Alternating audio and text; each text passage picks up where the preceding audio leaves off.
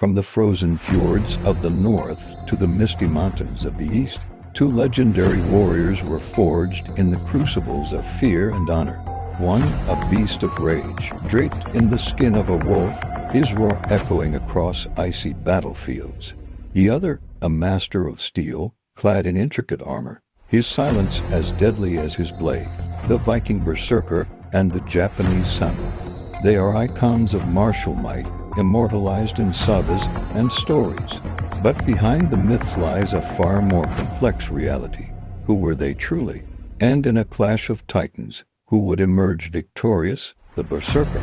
The name itself conjures images of an unstoppable force of nature, a warrior possessed by the spirit of a bear or wolf, biting his shield in a fit of battle fury. Sagas tell of men who felt no pain, whose strength was that of many, and who charged into the enemy lines like a storm of pure destruction. They were the elite shock troops of the Viking Age, a terrifying weapon of psychological warfare. Their goal was simple: to shatter the enemy's shield wall through sheer, unadulterated ferocity before the main army even clashed. But the reality was likely less supernatural and more grounded in a brutal, chaotic truth. These warriors were not invincible demons. They were highly effective, if undisciplined, fighters who used a combination of ritual, possible psychotropic substances, and immense physical power to induce a state of frenzied aggression. Their lack of heavy armor made them swift, but also vulnerable. Their strength was their chaos. Their weakness was their lack of coordinated tactics. They were a sledgehammer, meant to break whatever stood in their path with a single, devastating blow. Across the world, another warrior was being perfected. The samurai. The myth presents them as flawless swordsmen, living and dying by the strict code of Bushido, capable of cutting down a dozen foes with a single, elegant motion of their katana. They are seen as the embodiment of discipline, honor, and martial perfection, artists of war who move with a deadly grace. The reality is that they were a highly trained hereditary military class, masters of not just the sword, but the bow, the spear, and battlefield strategy. Their training was relentless, focusing on precision, control, and unwavering focus. Unlike the Berserkers' wild charge, the samurai's approach was tactical and calculated.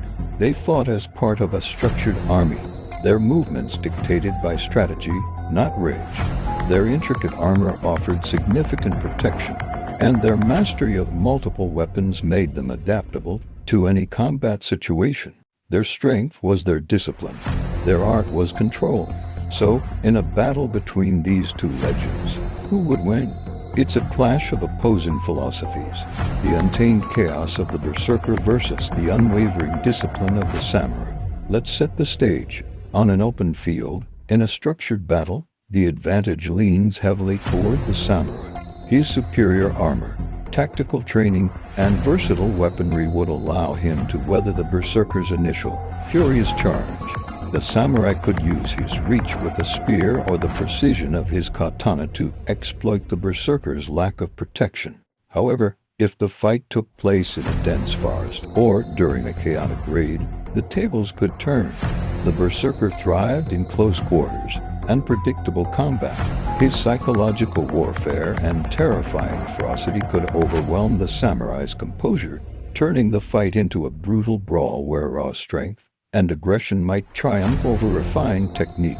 Ultimately, victory would not be decided by myth, but by context. It would depend on the terrain, the distance between them at the start of the fight, and which warrior could impose their style of combat on the other.